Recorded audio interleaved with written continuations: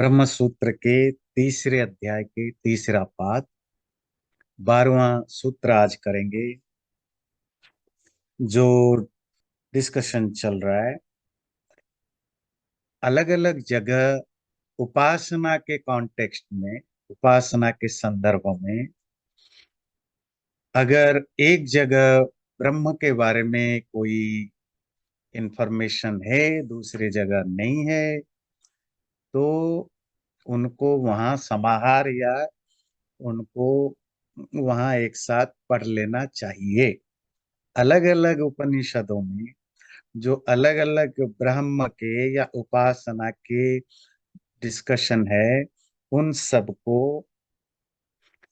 अ, एक ही जगह मिला के पढ़ लेंगे तो आपका प्रॉब्लम सॉल्व हो जाएगा। इंस्टेड ऑफ कि आप अलग अलग जगह अलग अलग तरह के ब्रह्म या उपासना मानना। ये सब 11 सूत्र तक तो समझाया, पर इस तरह के थ्योरी से एक प्रॉब्लम भी है। वह प्रॉब्लम है कि कुछ ऐसे भी शब्द हैं, कुछ ऐसे भी स्टेटमेंट हैं जो अलग अलग जगह मिलते हैं। अगर उनको भी हम समाहार या एक जगह इकट्ठा करते हैं ब्रह्म के एडजेक्टिव के रूप में, तो ब्रह्म के जो जो नेचर है उसमें भी क्वेश्चन मार्क लग सकता है। क्या हर जगह हम ये रूल फॉलो करें? तो अगला सूत्र जो जनरल रूल बनाया गया, उसके लिए कुछ एक्सेप्शनल रूल बता रहे हैं। सूत्र देखिए। प्रिय शिरस्त्वादि अप्राप्ति उपचया पचयौ भेदो भेदे। तो जहां जब डिफरेंस की केस हो, भेद डिफरेंसेस के होने पर, प्रिय शिरः, प्रिय शिरः मतलब ये एक कॉन्टेक्स्ट है जिसकी चर्चा करेंगे, जिसका अर्थ होता है प्लेजर बीइंग इट्स हेड। प्रिय या प्लेजर जिसका हेड है, इस तरह का जो डिस्क्रिप्शन है, ऐसे चीजों का समाहार या ऐसे चीजों का कंबाइन नहीं किया जा सकता, क्योंकि ऐसे जगह पर जो प्लेजर आदि है उसमें उपचय इंक्रीजमेंट बढ़ना और अपचय क्रीज होना, क्षय होना रहता है। तो जहां भी किसी भी चीज में कोई इंक्रीज हो रहा हो, डिक्रीज हो रहा हो, वो ब्रह्म के परमात्मा के एडजेक्टिव नहीं हो सकते या उसके कैरेक्टरिस्टिक के रूप में काउंट नहीं किया जा सकते। अब ये क्या बात है? तो बात है कि तैत्तिरीय उपनिषद में एक पैसेज है जहां से ये कंफ्यूजन होने की चिंता थी, जिसको वो सॉल्व कर रहे हैं। तो तैत्तिरीय उपनिषद 2:5 में एक मंत्र है, तस्य प्रियमेव शिरो, उसका, जिसका, जिसकी चर्चा चल रही हो, आत्मा का या जो प्रिय उसका सर है, प्रिय मतलब प्लेजर, प्लेजर उसका सर है।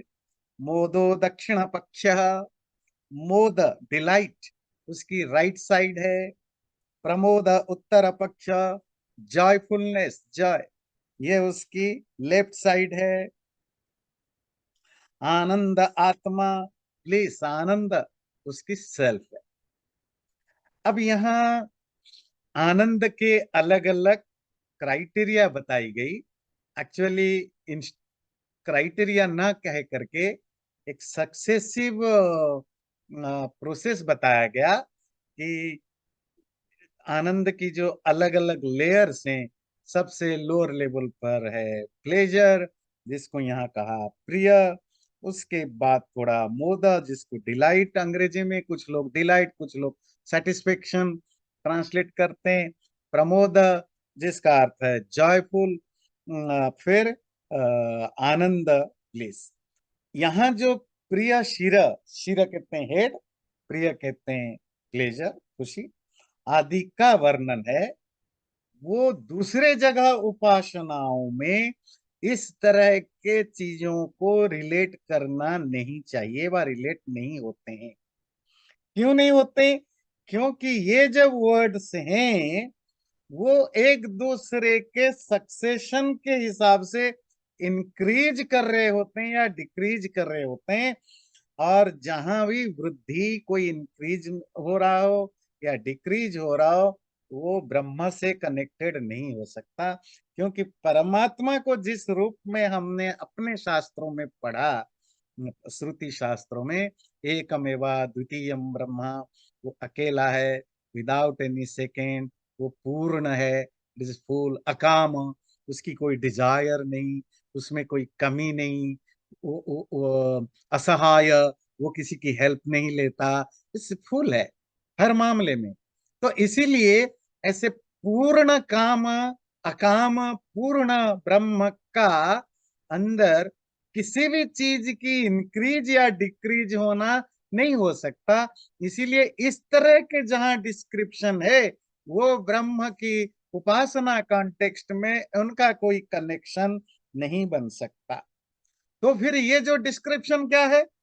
ये डिस्क्रिप्शन है आम लोगों को समझाने के लिए, दीज आर मेटाफोरिकली, अलंकार के रूप में, बहुत ही इंटरेस्टिंग वे में किसी चीज को रखने के लिए, बहुत ज्यादा जॉयफुल वे में लोगों को कन्विंस करने के लिए।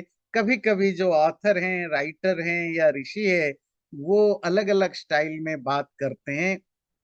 जैसे कुछ जगह आता है कि वो परमात्मा का सर जो है वो द्युलोक है, उसका जो पैर है वो पृथ्वी है, उसकी जो सांस है वो वायु है, आता है ना, उसकी जो मिड स्पेस है, जो जो बेली एरिया है, वो मिड स्पेस है। क्या सचमुच परमात्मा का सर होता है जो आकाश है? उसका पैर होता है जो धरती है? उसकी पेट होता है जो अंतरिक्ष मिड स्पेस है? नहीं, फिर क्या है? कॉमन लोगों को समझाने के लिए ऑथर अलग अलग टाइप के एग्जाम्पल्स या अलग अलग टाइप के मेटाफोर्स यूज करते हैं समझाने के लिए। इसी तरह कोई ऋषि आम लोगों को समझाने के लिए ये बताना चाहता है वो जो ब्रह्म आनंद स्वरूप है, तो उसकी बाएं दाएं आगे ऊपर नीचे सब आनंद की अलग अलग तरीका का। पर अगर आप इसको लिटरली लें और ब्रह्म के साथ कनेक्ट करने की कोशिश करें, क्यों गलत है? गलत सिर्फ इसीलिए है क्योंकि इसमें सक्सेसिव सक्सेशन है। अच्छा, डिलाइट, प्लेजर, प्लेजर से थोड़ा बेटर है डिलाइट, डिलाइट से थोड़ा बेटर है जय, जय से थोड़ा बेटर है ये, इसका मतलब ये जो बेटरमेंट की सक्सेशन है। और वापस भी है ना, तो वो ब्लिस से थोड़ा कम जो है, आनंद से थोड़ा कम ये है, इससे थोड़ा कम ये है, इससे थोड़ा कम ये कम और बहुत वाला मामला परमात्मा के साथ नहीं चलता। आत्मा के साथ तो चल सकता है। आत्मा कम सुख भोगता है, ज्यादा सुख भोगता है, बहुत ज्यादा सुख भोगता है, बहुत कम सुख भोगता है। आत्मा के सुख भोगने के हमेशा एक दो दस बीस नहीं, हंड्रेड सब लेयर्स हो सकते हैं, पर परमात्मा हमेशा पूर्ण है। इसीलिए इस तरह के जो जो आनंद, इस तरह के जो शब्द है वो परमात्मा के लिए यूज नहीं हो सकते। पर आगे अगला सूत्र इसी से कंटिन्यूटी में।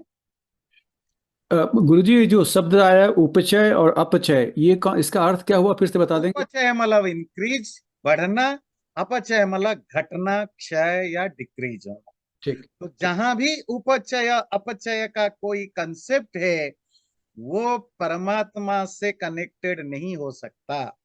ठीक है। और इस श्लोक में आनंद की जो अलग अलग लेयर्स बताए गए हैं, बेटर हायर लेवल करके, क्योंकि इसमें अब अगर कोई चीज हायर है दूसरा लोअर है, उससे कम है, तो कम बहुत जहां होगा वहां ब्रह्मन या परमात्मा का डिस्कशन नहीं है। ठीक है, धन्यवाद। इतरेतु अर्थ सामान्यात, किंतु इतर, इतर कहते हैं जो दूसरे हैं, अनादर्स जो होते हैं, दूसरे तरह के जो गुण या एट्रीब्यूट्स होते हैं, वो उपास्य परमात्मा के अर्थ में यूज हो सकते हैं। क्यों? अर्थ सामान्यात, प्रयोजन की सिमिलैरिटीज होने के कारण से ब्रह्म के साथ कनेक्टेड हो सकते। इतरे दूसरे जो गुण है, दूसरे कौन से गुण है? परमात्मा आनंद स्वरूप है, फाइन। सत्य स्वरूप है, सत्यम ज्ञानम अनंतम, ज्ञान स्वरूप है, अनंत है, सत्य चित आनंद, सत्य इटर्नल है, चित चेतन स्वरूप है, आनंद तो आपने जाना। इसी तरह अभय है ना, वो वहां फियर नहीं होता, अमृत यहाँ मोर्टालिटी नहीं होती, व्यापक परवेशिव है। वो जो सिखों की जो, वो जो बोलते हैं ना शुरुआत में, एक ओंकार, वो जो, वो बहुत ही पूरा प्योर वैदिक है, वो प्योर वैदिक है ना। वो मुझे अभी याद नहीं आ रहा है वो जो पहला लाइन, वो अगर आप में से किसी को याद है तो रिपीट आप सुना सकते हैं। हाँ जी आचार्य जी, वो है एक ओंकार सतनाम कर्ता पुरुष निर्भव निर्वैर अकाल मूर्त अजूनी सहभंग गुर प्रसाद आज सच जुगाद सच है भी सच नानक होसी भी सच। वाह, गुड। पंजाबी में है, पर आप आदि सच, मध्य सच, अंत सच, हमेशा सत्य है, अनादि है, अभय है, उसके कोई डर नहीं। बहुत इंटरेस्टिंग, वो बिल्कुल जो वे वैदिक और उपनिषद या वेदांत की जो स्वरूप है ब्रह्म की, वही है। और सबसे इंटरेस्टिंग चीज देखिए, वहां भगवान का क्या नाम है? एक ओंकार, ओम, ओमकार। यही असली हमारे सनातन धर्म का परमात्मा का नाम है। वो तो हम भटक गए, पता नहीं कहाँ, राधे राधे कृष्ण, वो सीताराम, हनुमान जी जय, नहीं ना, साई साई, पता नहीं क्या क्या करने में बैठ गए, हरिओम कहाँ कहाँ पहुंच गए हम। एक ओंकार, ओंकार है ना। तो जितने भी पुराने ज्ञानी आचार्य विद्वान, सब ओंकार ही बोलते रहे हैं। तो आजकल हम भटक गए। चलिए, पर ये सुंदर है। तो वो परमात्मा अभय है ना, और उसमें कोई भय का स्थान नहीं है, आदि आदि। तो ये सब चीजें परमात्मा, ये सब गुण एट्रीब्यूट्स अगर कहीं है, तो उसको आप लाके ब्रह्म के साथ कनेक्ट करोगे, परमात्मा के साथ। इसका अर्थ नहीं कि आप सब कुछ नहीं करोगे, जो बताया गया इस तरह के कॉन्टेक्स्ट में। तो कैसे आप पता चलोगे क्या जोड़ना क्या नहीं जोड़ना? जहां भी अपचय, डिकेइंग, और उपचय, इंक्रीजिंग, इस तरह की चीजें हो, या लोअर या हायर, या कंपैरेटिवली हायर या लोअर, वो सब चीजें ब्रह्म या परमात्मा के साथ के एडजेक्टिव नहीं हो सकते, क्योंकि वो पूर्ण है। क्योंकि अर्थ सामान्य, अर्थ, अर्थ का मतलब होता है प्रयोजन। देखिए आप लोग, आप ज्यादातर आप लोग अलग संस्कृत क्लास में आते हैं, गीता क्लास में, रामायण क्लास में, प्रवचन में, ब्रह्म सूत्र में, योग क्लास में। अब अलग अलग क्लास में एक वर्ड अलग अलग अर्थ में यूज होता है। अब ये अर्थ है, अर्थ का मतलब मीनिंग होता है। जैसे कहते हैं ना, इसका क्या अर्थ है? जब आप संस्कृत लैंग्वेज क्लास में होते हैं तो इसका क्या अर्थ है। जब आप इकोनॉमी पढ़ते हैं तो अर्थशास्त्र, वहां अर्थ मतलब इकोनॉमी होता है।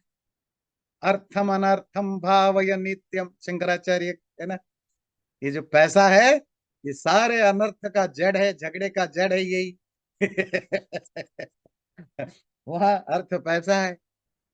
यही अर्थ का अर्थ, अर्थ का अर्थ होता है प्रयोजन, पर्पस, है ना। पर्पस जिसको कहते हैं, वो भी अर्थ का एक अर्थ है। तो अर्थ के बहुत सारे अर्थ हैं, अर्थ के बहुत सारे अर्थ होते हैं। है ना, अर्थ हैज मेनी मीनिंग्स। तो अर्थ का एक मीनिंग है मीनिंग, पर उसके और भी बहुत सारे मीनिंग है अर्थ का। ये जैसे पुरुषार्थ कहते हैं ना, पुरुषार्थ चतुष्टय, सुना होगा। वो पुरुषार्थ का वहां क्या अर्थ है? पुरुष मतलब मनुष्य का, अर्थ प्रयोजन। तो किसी भी मनुष्य के जितने भी प्रयोजन या पर्पस या गोल हैं, तो उनको 4 तरह से डिवाइड किया गया। इसको हम कहते हैं पुरुषार्थ चतुष्टय, 4 basic goal purpose of human being, धर्म अर्थ काम मोक्ष। थोड़ा टॉपिक से अलग हो जाए, पर बताए बहुत सारे आजकल वो ट्रेंड चला है ना, तुम्हारा पर्पस क्या है, लाइफ का गोल क्या है बताओ। तो अगर आप बताओगे कि वो डिपेंड करता है पूछने वाला कैसा है। अगर आप वो बताओगे कि जी मुझे बहुत बड़ा आदमी बनना है, बहुत सक्सेसफुल बनना है, तो अगर वो मैटेरियलिस्टिक है वो कहेगा गुड। अगर वो कहोगे नहीं बस सुख शांति चाहिए, क्रिटिसाइज करेगा, तू लाइफ में कुछ नहीं कर सकता, तू जिंदगी भर वैसे ही गधा के गधा रहेगा, तेरे लाइफ में कोई पर्पस नहीं है, हाउ कैन यू ग्रो। अच्छा कोई बाबा पंडित मिल जाए, वो आपको पूछेगा, अगर पूछता है तुम्हारा पर्पस क्या है, अगर तुमने गलती से बोल दिया सच कि जी मुझे बड़ा बनना है, पैसा चाहिए, सुख चाहिए, शांति चाहिए, वो आपको गुर्राने लगेगा। अरे मूर्ख, पूरी मनुष्य जन्म का बर्बाद करोगे। मनुष्य जन्म का उद्देश्य ये धन संपत्ति सांसारिक सुख सब बेकार हैं, तो क्या है, मुक्ति है। परमात्मा तुम्हारा लक्ष्य। भाई मेरा लक्ष्य तो मुक्ति है नहीं, पर वो जबरदस्ती थोपता है भाई तुम्हारा लक्ष्य मुक्ति है। और वो जो दूसरा वाला जो मोटिवेशनल स्पीच देता है, वो भी मेरा लक्ष्य सक्सेसफुल होना नहीं है, पर वो भी जबरदस्ती तुम्हें गिल्ट फीलिंग पैदा कराता है। नहीं, तुम्हें सीईओ बनने की सपना देखनी चाहिए, तुम्हें प्राइम मिनिस्टर बनने की सपना देखनी चाहिए, नहीं देखते हो तो तुम गधा हो। तो दोनों आपके ऊपर प्रेशर डालते हैं। इवन बच्चा स्कूल में पढ़ता है, कॉलेज में पढ़ता है, अगर ये दोनों में से कोई एक मिल जाए, वो स्पिरिचुअल बाबा जो मार्केट करते रहते हैं और ये जो मोटिवेशनल स्पीच देते हैं, ये दोनों में से कोई भी मिल जाए, बच्चा डिप्रेशन में जाएगा ही जाएगा, गिल्ट फीलिंग में जाएगा। यार मैं क्या करूं, जिंदगी का लक्ष्य मुक्ति है। मंदिर में जाऊं वो बोलते लक्ष्य मुक्ति है, और इधर कहते हैं कि ये है। फिर बाकी कुछ हैं वो सभाओं में बोलते रहेंगे कि देखो लोगों को उनका गोल ही नहीं पता, लाइफ वैसे ही जीते हैं जानवरों की तरह, they don't know what is the goal of life. तुम क्या करते हो। अच्छा ये जो लोग बोलते रहते हैं, इनका कोई शास्त्रीय आधार है, is there any scriptural base on that? No. हमारे शास्त्र क्या कहते हैं कि तुम्हारा गोल क्या। बाकी दोनों तो बाकी दोनों आपको गोल नहीं बताते, वो कहते हैं आपका गोल ऐसा होना चाहिए, your goal should be like this, should be. तू कहां से पैदा हो गया हमें बताने के लिए व्हाट शुड बी माई गोल। पर हमारे जो रियल गुरु हैं, हमारे शास्त्र, वो तो कुछ और कह रहे हैं। There is nothing like should be. वो कहते हैं किसी भी मनुष्य के जीवन में नेचुरली 4 तरह के गोल होते हैं, बस उसी को फुलफिल करो। क्या? धर्म अर्थ काम मोक्ष। Everyone needs money wealth, don't feel guilt, do for that. अर्थ, कोई शास्त्र आपको नहीं मिले जहां से कहेगा कि धन कमाना बेकार है, सिवाय ये मॉडर्न एज के 150-200 साल से ये जो वैरागी, ये जो सुपरफिशियल वैरागी लोग जो सारी दुनिया को वैरागी करने चल पड़े। अर्थ जरूरी है, धन जरूरी की बात नहीं। हर ह्यूमन बीइंग अंदर से चाहता है कि मुझे कुछ धन चाहिए, किसी को ज्यादा चाहिए, किसी को कम चाहिए। धन इज एसेंशियल। धर्म, धर्म को बाद में आएंगे। काम, everyone has a desire to fulfil his sensual pleasure, जो फिजिकल प्लेजर। डोंट वरी, उसमें गिल्ट फीलिंग पालने की जरूरत ही नहीं। धर्म, हर व्यक्ति चाहता है मैं लाइफ में कुछ अच्छा काम करूं, मेरिटियस, एथिकल हो, वैल्यूएबल हो, जिसको हम धर्म कहते हैं। सत्य, अहिंसा आदि, मैं किसी को चोट ना पहुंचाऊं। और लास्ट मोक्ष, हर वो मनुष्य चाहता है मुख्य की लिटरेरी मीनिंग क्या है? लिबरेशन, मुक्ति, आजादी। आजादी फ्रॉम व्हाट? आजादी फ्रॉम द पेन। पेन से अकेले आजादी तो मिलती नहीं है, तो पेन एंड प्लेजर साथ साथ चलते हैं। तो आजादी from the cycle of pain and pleasure. आम आदमी को ये पता नहीं कि पेन एंड प्लेजर जुड़े हुए हैं, पर हर आदमी ये कोशिश तो करता है ना कि मुझे लिबरेशन चाहिए, दुख से, परेशानी से, बॉन्डेज से छुटकारा चाहिए। जब वो एजुकेट होगा तो समझ में आएगा कि there is also an absolute liberation, मुक्ति। तो ये ह्यूमन बीइंग के नेचुरल एस्पिरेशन, नेचुरल, किसी मोटिवेशनल स्पीकर से सीखने की जरूरत नहीं, किसी स्पिरिचुअल लीडर से फोर्स्ड होने की जरूरत नहीं, प्रेशराइज्ड होने की जरूरत नहीं। These are the all four natural aspirations. तो आप कहेंगे कि मैं किस पर जोर दूं? इट डिपेंड्स ऑन आपकी किस तरह के लीनिंग है, एटीट्यूड है, किस तरह की आपकी अंडरस्टैंडिंग है। अगर किसी के कहने पर आप किसी चीज पर ज्यादा जोर देते हैं तो आप रियल नहीं हो पाएंगे। जब आप रियल नहीं हो पाएंगे तो आप अंदर से सेटिस्फाइड नहीं होंगे। अगर आप सेटिस्फाइड ही नहीं है तो आप कर क्यों रहे थे? At the end of the day what is the goal of life? Getting happiness, खुशी, आनंद। वो आनंद कभी अर्थ से होता है, कभी काम से होता है, कभी धर्म से होता है। At the end of the day the culmination is with liberation, मुक्ति। पर ये हमें चूज करना पड़ेगा। मैं अगर अपनी डे टू डे लाइफ को एंजॉय कर रहा हूं,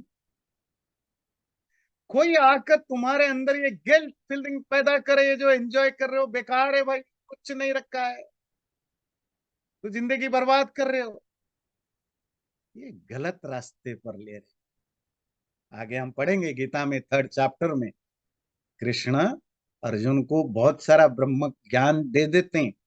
देने पर ये भी बोलते हैं कि भाई देखो, ये सब चीजें ना हर व्यक्ति को बोलने के लिए नहीं होता। क्या होता है, जब आप हर चीज को हर व्यक्ति को बताओगे फिर लोग कंफ्यूज्ड होते हैं। जो अपने लाइफ में ठीक ठाक कर भी रहे होते उसको भी छोड़ देंगे, ना इधर कहोगे ना उधर कहोगे। सपोज मैं पढ़ाने में एंजॉय करता हूं, मैं एक अच्छा टीचर बन सकता हूं, पर मुझे किसी ने मोटिवेट कर दिया तो कहाँ फंसा हुआ है, लाइफ बर्बाद कर रहा है। ना कोई रेस्पेक्ट है, ना कोई पैसा है, ना कोई पोस्ट है, ना कोई पावर है, कुछ भी नहीं रखा। जाओ तुम बिजनेस करो, 2 4 10 20 सबवेज खोलो, देखना 10 साल के बाद तुम्हारे पास बड़े बड़े महल, बहुत सारे पैसे हो जाएंगे। और मैंने देखा बहुत लोगों ने कर रखा, और मैं पढ़ाई लिखाई छोड़ के उधर चला गया। अब मेरे अंदर बिजनेस करने की ना आर्ट है, ना पैसा कमाने की इंटरेस्ट है, और मैं जाऊंगा सब डूब डाब जाएगा। करना धरना उचित है नहीं, ना मैं उधर का रहूंगा ना इधर का रहूंगा। बात पैसा कमाने में बुरी बात नहीं है, अगर तुम्हारे अंदर इंटरेस्ट है, तुम्हारे अंदर स्किल है, डेफिनेटली गो। अगर तुम्हें स्पिरिचुअलिटी में जाने में बुराई नहीं है, अगर तुम्हारे अंदर उस तरह के इंटरेस्ट है, तुम्हारे अंदर वैराग्य है, तुम्हारे अंदर सचमुच क्यूरियोसिटी है, देन डेफिनेटली गो। पर किसी की तरह प्रेशराइज होकर के डोंट गो, फिर तुम कहीं का नहीं रहेगा, ना माया मिले ना राम, दोनों तरफ से भटकेगा।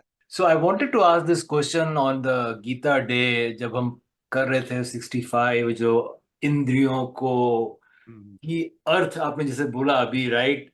What I want to put together कि इंद्रियां आपको कंट्रोल करना है अपने मन से या अपने बुद्धि से, is more like a filtration, but at the same time जैसे आपने ये 4 एग्जांपल दिया, and earth being a very tangible common day to day need कि पैसा आदमी को चाहिए, but then you filter it and you try to kind of see कि कितना आपके लिए, I mean there's no answer to it, but I was just trying to put that aspect of controlling the indriya and as the aspect कि it is okay to enjoy, or it is not okay, that may be the wrong word, but it is a human nature to have. Yeah, so I got your point. Siya human nature है, उसको चारों में से चारों चाहिए, कोई कम चाहिए कोई ज्यादा चाहिए। हर गृहस्थी आदमी, कॉमन मैन को, वो उसको पैसा भी चाहिए, उसको सेंसुअल प्लेजर भी चाहिए, उसको धर्म भी चाहिए, उसको स्पिरिचुअलिटी भी चाहिए।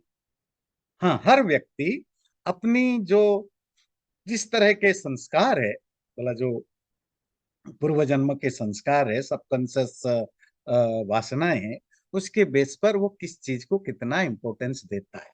कोई पैसे को ज्यादा इंपॉर्टेंस देता है, कोई धर्म को ज्यादा इंपॉर्टेंस देता है, कोई स्पिरिचुअलिटी को इंपॉर्टेंस देता है। पर शास्त्रों का सिर्फ इतना कहना है कि यू नीड टू नो कि कोई किस चीज की कितना यूज होता है। सपोज पैसा का तुम्हारे लाइफ में हर चीज से सुख मिलेगा, पैसे से भी सुख आता है ना, अब डिनाई तो नहीं कर सके पैसे के सुख नहीं आता है। पर किसी भी चीज से तुम्हारे लाइफ में कितना सुख आ सकता है वो तुम्हें पता होनी चाहिए। शास्त्र क्यों पढ़ना जरूरी है या सत्संग क्यों करना, ये जानना जरूरी है कि लाइफ क्या है, शरीर क्या है, सोल क्या है, संसार क्या है, मैं कौन हूं, और मैं लाइफ में जिन चीजों के पीछे पड़ा हूं उसका एक्चुअली मेरे लाइफ में कितना यूज है। अगर मुझे चुटकी भर नमक से सब्जी ठीक बनती है तो मुझे चुटकी भर नमक ही डालनी चाहिए। मैं अगर मुट्ठी भर नमक डालता हूं तो I am in A wrong track. मुझे अगर कहीं मुट्ठी भर नमक डालना है, सपोज बड़े पतीले में खाना बन रहा है जहां हो सकता है आपको 1 किलो नमक की जरूरत है, यहाँ चुटकी भर नमक से काम नहीं चलेगा। तो ये आपको डिसाइड करना, मतलब हर इंडिविजुअल को डिसाइड करना है, पर उसको पता होना चाहिए नमक का यूज क्या है। सबको पता होना चाहिए पैसा बेकार है कि साकार है। जो बोले पैसा बेकार है उससे ज्यादा हिपोक्रेट कोई हो नहीं सकता। जो कहे लिबरेशन, मुक्ति, स्पिरिचुअलिटी बेकार है उससे दुखी आत्मा कोई हो नहीं सकता। हर एक की अपनी अपनी यूज है। तुम कहाँ खड़े हो, तुम्हें किस चीज की जरूरत है, at the end of the day तुम्हें ये फाइंड आउट करना तुम्हें चाहिए क्या। शांति चाहिए, सुख चाहिए, नाम चाहिए, फेम चाहिए, पावर सेटिस्फेक्शन चाहिए, ईगो सेटिस्फेक्शन चाहिए। You need to discriminate why you are wanting this thing. और ये डिस्क्रिमिनेशन कब हो पाएगा, जब तुम शास्त्रों को ठीक ठीक समझोगे। इवन तुम ईगो के लिए करोगे भी, तुम्हें क्लैरिटी रहेगा कि what ever I am doing just satisfying my ego. तो जब आपको जब बीमारी डायग्नोसिस हो जाए, कल हो सकता है आपको लगेगा इट्स यूजलेस, ईगो का कोई एंड होता ही नहीं है, चलो छोड़ो फिर मैं और कुछ करता हूं। पॉइंट इज ये डिसीजन मेरी होनी चाहिए, and that decision also based on proper information and understanding, not influenced by others. दूसरा वाला तो बहुत हाई फाई व्यक्ति है, मैं कमान आदमी, वो बोल के चला गया कि भाई मोक्ष के बिना तुम्हारे जिंदगी बेकार है, और मैं घर गृहस्थी आदमी हूं, मेरे बच्चे हैं, मेरे परिवार है, मेरे जॉब है, मैं छोड़ छाड़ के भाग गया। मेरे तो 1 साल के बाद पता चला मैं रोड का कंगाल बन के बैठा हूं, मेरे पास कपड़े पहनने को पैसा नहीं, तो मैं मुक्ति की क्या प्रयास करूंगा। मेरे बच्चे जिंदगी भर मुझे गाली देते रहे, ये आदमी महापापी है, ये हमें पैदा करके छोड़ के भाग गया अपनी मुक्ति चक्कर में। तो तुम कौन सा मुक्ति पाओगे। अगर सनातन धर्म के शास्त्रों को पढ़े, जिस तरह पिछले 200-300 साल से हमें पोट्रे किया गया, हम ऐसा नहीं है। और मैं आपको और एक आज बताऊं कि ये जो 200-400 साल से हिंदू धर्म में जो एक्सट्रीम माया, इल्यूजन, वैराग्य, मोक्ष के ऊपर जोर दिया गया और मटेरियल चीजों को एक्सट्रीमली क्रिटिसाइज किया गया, वो हिंदू धर्म का या सनातन धर्म की कंसेप्ट नहीं, ये बौद्ध धर्म का कंसेप्ट जो हमने बारो किया और इसको इस धर्म में इनकलकेट करवा दिया। बौद्ध धर्म का, बुद्ध का तो समझते हैं, कामना ही दुख का कारण है, कामना। पर बुद्ध का पर्पस था to make everyone a monk. Hindu धर्म का पर्पस किसी को मोंक बनाना था ही नहीं। मोंक समझते हैं परिव्राजक, सब छोड़ो और भिक्षाटन करो, दुनिया में भटको, ये राजा हो, सब छोड़ो, मठों में रहो, तपस्या करो। तो वो हमने बिना सोचे समझे अडॉप्ट कर लिया। चले हम आगे इधर उधर चले गए। Come back to the topic. Topic है सूत्र का अगेन, ये जो था इतरेतु अर्थ सामान्यात। ये अर्थ के चक्कर में हम कहाँ कहाँ फंस गए। देखिए अर्थ तो हमेशा फंसाता ही फंस। हम भी 15-20 मिनट अर्थ के चक्कर में फंस गए। जो ब्रह्म से रिलेटेड जो दूसरे एडजेक्टिव से आनंद, सत्य, ज्ञान, अभय आदि, वो सब ब्रह्म के स्वरूप में काउंट होंगे। और क्यों? क्योंकि उपासना में अर्थ में, अर्थ का इधर उधर फिर ना भागू, फोकस रखूं। अर्थ मतलब प्रयोजन, पर्पस, गोल। वो गोल में सामान्यता, सामान्य अर्थात समानता या सिमिलैरिटीज होने से। क्या सिमिलैरिटी है? जब तुम परमात्मा की उपासना करोगे तो परमात्मा के उपासना के लिए तुम जो जो परमात्मा के एडजेक्टिव्स या एट्रीब्यूट्स चाहिए, वो सब चीजें इस उपासना के लिए सिमिलर होते हैं। क्या? सत्य, चित, आनंद, सत्य, ज्ञान, अनंत इत्यादि इत्यादि इत्यादि। इसीलिए ऐसे गुणों का ही कलेक्शन करने की जरूरत है अलग अलग शास्त्रों से। अगर एक जगह वो अवेलेबल नहीं है, पर बी केयरफुल, कहीं कुछ भी एडजेक्टिव मिले सबको नहीं ले आना। वहां देख लेना कहीं वो उपचय, अपचय, इंक्रीज और डिक्रीज वाली अगर गुण है तो वो ब्रह्म से रिलेटेड नहीं है, क्योंकि ब्रह्म में ना कोई चीज घटता है ना बढ़ता है। अगला लेंगे, अध्यानाय प्रयोजना भावात्। अध्यान, ध्यान आप जानते हैं, मेडिटेशन। अध्यान अनदर शब्द है। तो बेसिकली उपासना, उपासना का के लिए दूसरा वर्ड यूज हुआ अध्यान। अध्यान के लिए प्रयोजन के अभाव से, प्रयोजन उधर आपने पढ़ा अर्थ, इधर पढ़ा प्रयोजन, सेम मीनिंग है, पर्पस या गोल या यूज। अब ये एक दूसरे कॉन्टेक्स्ट की बात, वो कॉन्टेक्स्ट वहां खत्म। कोई प्रयोजन न होने से उपासना के लिए यूज नहीं हो सकते। अब जो कॉन्टेक्स्ट है वो कठोपनिषद का है। तो ये दो श्लोक हम ये आपको दिखाई दे रहा है? दिखाई दे रहा है ना? जी जी जी। का तो 10-11 दोनों श्लोक है। ये इशू है जिसको फिक्स करना है। ये कह रहा है, इंद्रियेभ्यः परा ह्यर्था, अर्थेभ्यश्च परम मनः, मनसस्तु परा बुद्धिर, बुद्धिरात्मा महान परः, महतः परम अव्यक्त, अव्यक्तात् पुरुषः परः, पुरुषान्न परम किंचित, सा काष्ठा सा परा गतिः। ये दोनों मंत्र मिलके जो सिंपल मीनिंग दे रहे हैं कि इंद्रियों से बियॉन्ड, इंद्रियों से, इंद्रियों के ज्ञान से ज्यादा हायर या ज्यादा शटलर जो है अर्थ, इंद्रियों की जो प्रयोजन है, object of senses. Object of senses, पिछले आप गीता 2-4 हफ्ते से पढ़ रहे तो आप तो समझ गए होंगे ना, आंखों का देखने की चीजें, कान की सुनने की चीजें, यही उनके ऑब्जेक्ट होते हैं, इन्हीं को अर्थ कहते हैं। तो जो इंद्रियों के ऑब्जेक्ट होते हैं, उन उनका ज्ञान इंद्रियों के ज्ञान से ज्यादा सूक्ष्म है।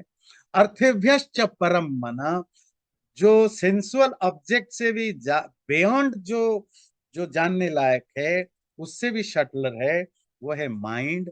मनसस्तु परा बुद्धि, मन से भी बियॉन्ड जो है वो है बुद्धि।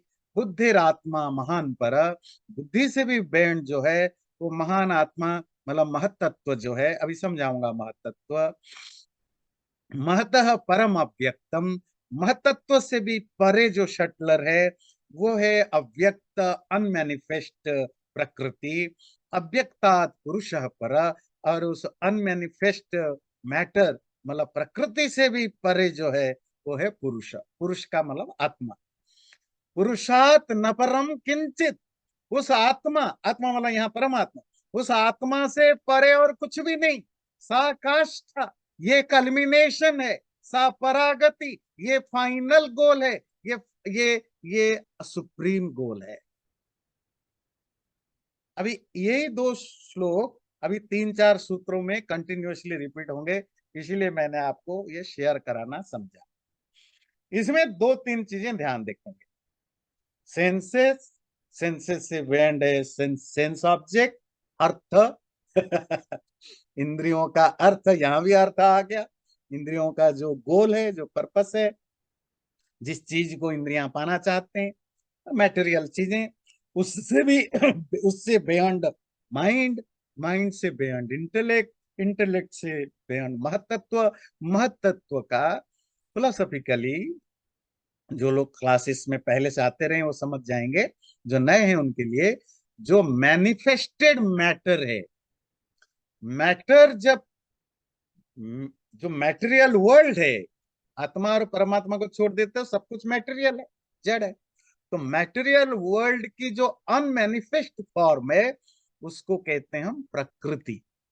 उसकी दूसरा नाम है अव्यक्त, तीसरा नाम है प्रधान, बहुत सारे नाम है उसके। प्रकृति लेकर चलिए, प्रकृति होने जो हिंदी वाली नेचर है ना, प्रकृति एक टर्मिनोलॉजी है कि जड़ संसार का, मैटेरियल वर्ल्ड की जो अनमैनिफेस्ट फॉर्म है, सृष्टि होने से पहले यूनिवर्स जिस फॉर्म में होता है, अनमैनिफेस्ट फॉर्म में, उसको प्रकृति कहते हैं।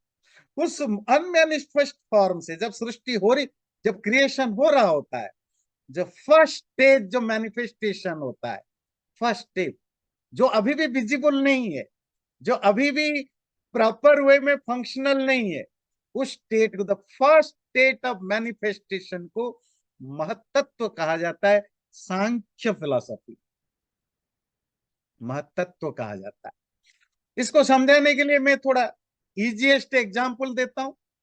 सपोज हमारे जो बच्चे पैदा होते, प्रेगनेंसी, बच्चा पेट में है, मतलब कोई माँ प्रेगनेंसी में है, ये हमें पता लगते लगते 3-4 हफ्ते, 5 हफ्ते, 8 हफ्ते, मुझे नहीं पता एक्चुअली किस वीक में या किस मंथ में मेडिकली हम जान सकते हैं कि मेरे ख्याल से 2 हफ्ते 3 हफ्ते के बाद शायद पता वो लग जाता है ना। पर अब धीरे धीरे धीरे धीरे वो जो फेटस है वो इनविजिबल से विजिबल होता है, ग्रो करता है, ग्रो करता है, ग्रो करता है, फिर 6-7-8 महीने तक प्रॉपर उसकी बॉडी स्ट्रक्चर बनता है। थिंक अबाउट द मूवमेंट, है ना, थिंक अबाउट द मूवमेंट जब कंसेप्शन हुआ, कंसेप्शन से जो जो भी, जब तक वो, कंसेप्शन का मतलब क्या है कि जीव अभी एग्जिस्टेंस में आ गया, life is now come to the existence. अब जो सेकेंड फेज क्या होता है, ग्रोथ। ये जो ग्रोथ होता है वो धीरे धीरे धीरे धीरे ग्रोथ होता है, और जानने लायक होते होते 2-4 हफ्ते या कुछ लग जाता है, पर इन बिटवीन ग्रोथ तो होता है। पर जो उसकी फर्स्ट मूवमेंट, जिस मूवमेंट में जीव की एग्जिस्ट, जीव मतलब लाइफ, लाइफ की एग्जिस्टेंस आई, हमारे शास्त्रों के हिसाब से आत्मा और सूक्ष्म शरीर जब मिलते हैं, मेल और फीमेल सीमन का जो कॉम्बिनेशन के कारण जो जो प्राण का आधान होता है, जो जो आत्मा प्रवेश करता है, दैट इज द मूवमेंट की जीव मतलब पर्सन लाइफ आ गई। अब उसके कारण ग्रोथ होगा, ग्रोथ धीरे धीरे धीरे होगा। वो जो फर्स्ट मोमेंट ऑफ मैनिफेस्टेशन, इसी तरह जो होल यूनिवर्स है, ये किसी ना किसी पॉइंट पर तो बना, सिंगल पॉइंट से, हम उसको कहते हैं प्रकृति। सत्व रज तम 3 पार्टिकल्स की कॉम्बिनेशन को प्रकृति कहते हैं। The first movement, not second, first movement, वो प्रकृति में जब ट्रांसफॉर्मेशन हुआ सृष्टि के लिए, जो भी ट्रांसफॉर्म्ड फॉर्म फर्स्ट टाइम हुआ, उसको कहते हैं महत्तत्व। Is it clear? It is still invisible, unperceivable, पर it is in the existence, अब यह अस्तित्व में आ चुका है। उसी को महत्त्व कहते हैं। दुनिया का हर चीज, ये कॉस्मस हो या कॉस्मस की हर छोटी चीज, इसी प्रोसेस से आते हैं। पहले इनविजिबल, पहले नॉन नहीं होते हैं, अनमैनिफेस्टेड, फिर मैनिफेस्टेड फॉर्म में फर्स्ट स्टेज, फिर धीरे धीरे धीरे ग्रो करके विजिबल या जिस भी फॉर्म में आते हैं, उसे कहते हैं महतत्व। वो बहुत शटल होता है। उससे भी शटल क्या होता है? प्रकृति होती है, क्योंकि वो अनमैनिफेस्ट फॉर्म में है। प्रकृति से भी शटल कौन होता है? परमात्मा होता है, ब्रह्मा। वो बिल्कुल अननोएबल है, ज्ञेय है। तो ये जो इससे परे, पर शब्द दिया ना, पर शब्द देखिए ध्यान से, क्योंकि वही सूत्र में आएगा।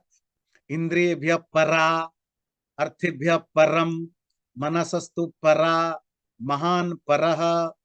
पर शब्द ध्यान देखिए। महतः पर, अव्यक्तात् पुरुषः पर, पुरुषात न पर, पुरुष के आगे कोई पर नहीं। पर का मतलब क्या होता है? हायर, ग्रेटर, हायर, बिगर, ना, इस सेंस में पर शब्द यूज होता है।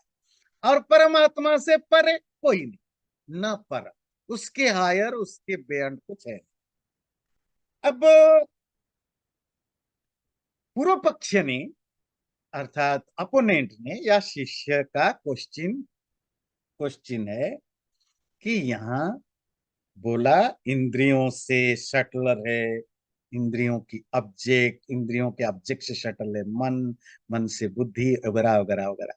तो फिर ये, क्योंकि ये मन जो है वो इंद्रिय के अर्थ से बेहद परे है, सट है, तो वो भी उपासना के लायक होंगे, क्योंकि पर शब्द है, कंपैरिजनली बेटर। और हो सकता है कि जो कठोर ऋषि ये कहना चाहते हो कि उपासना की फेजेस हैं, इंद्रियों को उपासना करो, जब उपासना हो जाए फिर इंद्रियों के अर्थों की उपासना करो, वो स्टेज को जीत जाओ, फिर उसके बेअंड मन, मन के बेअंड बुद्धि, बुद्धि के, इन सबको, ये शायद उपासना की स्टेजेस तो नहीं है। एट द एंड फिर परमात्मा की उपासना करो। कहीं आप ऐसा अर्थ ना ले बैठो। सूत्रकार कहता है नहीं, आध्यानाय, अगर आप ऐसा सोचो कि आध्यान के लिए, उपासना के लिए, मेडिटेशन के लिए ये स्टेप बाय स्टेप ऐसा है, अगर कोई कहे कि आध्यान के लिए, मेडिटेशन या उपासना के लिए ये सब स्टेप बाय स्टेप है, नहीं। इस तरह के पैसेज का एक ही गोल है, टू प्रूफ कि परमात्मा ही कल्मिनेशन है, सुप्रीम है। तो परमात्मा की सुप्रीमेसी दिखाने के लिए स्टेप बाय स्टेप आपको समझाने की कोशिश की गई कि कुआं से बड़ा तालाब होता है, तालाब से बड़ा लेक होता है, लेक से बड़ा नदी होती है, नदी से बड़ा सागर होता है, सागर से बड़ा महासागर होता है, महासागर से बड़ा कुछ होता नहीं है। बच्चों को तो ऐसे ही समझाओगे ना? कैसे समझाओगे? ऐसे ही समझाओगे। ये स्टाइल है। इसका अर्थ नहीं है कि कोई कह रहा है कि कुआं भी इंपॉर्टेंट है, पॉन्ड नहीं, कोई किसी की इंपॉर्टेंस नहीं बता रहा है। पर्पस है कि महासागर से बड़ा कोई रिजर्वर नहीं है। हाँ, ये एक स्टाइल है समझाने की। यहाँ भी वही ब्रह्म कल्मिनेशन है, सुप्रीम है, समझाने के लिए बताया, स्टेप बाय स्टेप के बताया। इसीलिए ये जो इस तरह के पर, इंद्रिय से परे, ये परे, इनका कोई ब्रह्म के साथ उपासना के समय इनको कलेक्ट करने की जरूरत नहीं है। अब शिष्य का दूसरा सवाल है, आत्म शब्दाच, इसका अर्थ है अगले वाक्य में जो आत्मा शब्द का यूज हुआ है उससे प्रमाणित होता है ये ब्रह्म के स्वरूप को निर्माण बताने के लिए ही इस तरह की स्टाइल अपनाई गई है। ये उपासना का स्टेप्स नहीं है। ये दोनों जो श्लोक आपने पढ़ा, इसका पर्पस सिर्फ परमात्मा को एस्टैब्लिश करना, न कि इंद्रिय, मन, बुद्धि, इन चीजों पर कोई बात करनी थी, या मेडिटेशन या उपासना के समय इनको इकट्ठा करने की थी। क्या प्रूफ है कि ये परमात्मा के बारे में बात थी? क्योंकि इससे इसका जो अगला श्लोक है, वो अगला श्लोक क्या है वो देखिए, वो कठोपनिषद का। अभी आपने देखा 11 तक, अब मैं लेता हूं 12वां श्लोक। 11वां में लास्ट क्या था? पुरुष से, परमात्मा से परे और कुछ नहीं, वही काष्ठा, काष्ठा मतलब यही कल्मिनेशन है, और सापरागति यही सुप्रीम गोल है। और कौन है वो पुरुष? एष सर्वेषु भूतेषु गूढ़ो आत्मा न प्रकाशते। ये जो आत्मा वो सभी प्राणियों के अंदर छुपा हुआ रहता है, सीक्रेट में रहता है, ये दिखाई नहीं देता। तो दिखाई नहीं देता तो हम माने क्यों? मतलब तुम्हें दिखाई नहीं देता, पर कुछ लोगों को दिखाई देता है। किसको दिखाई देगा? दृश्यते तु अग्रया बुद्धिया सूक्ष्मया सूक्ष्मदर्शी भी।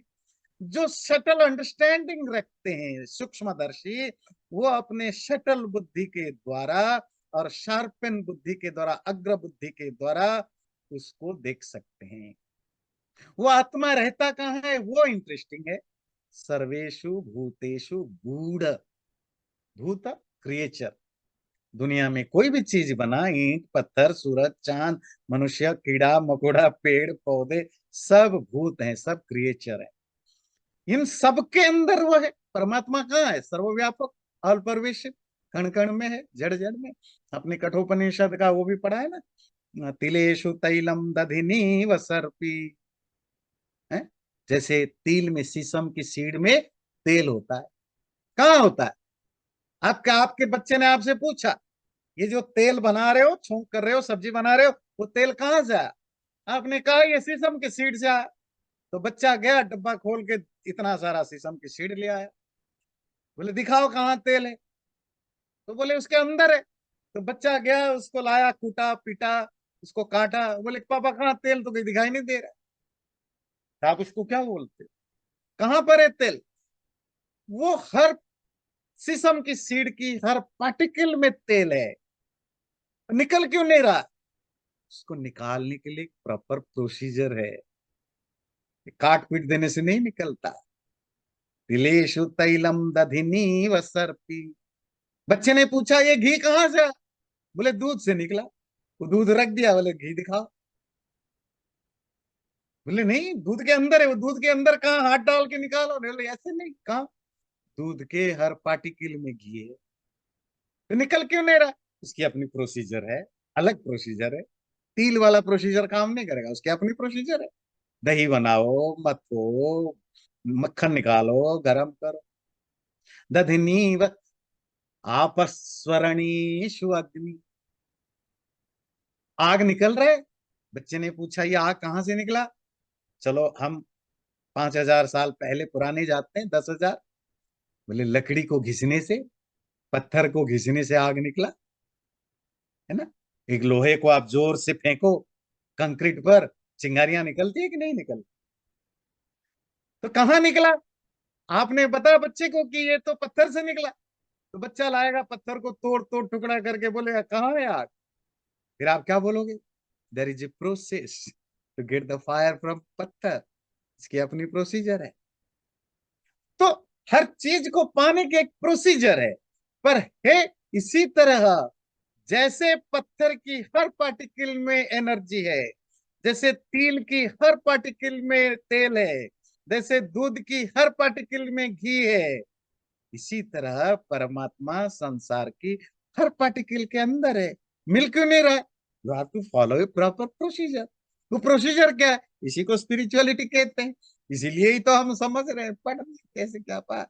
तो वो परमात्मा सभी क्रिएचर के अंदर गूढ़ है, छुपा हुआ है, वो आत्मा। पर हमें इस सूत्र को कनेक्ट करना है पिछले सूत्र से। क्या? वो कौन? वो पुरुष जो कि कास्ट कल्मिनेशन है। वो पुरुष कौन है? वो आत्मा है, आत्मा।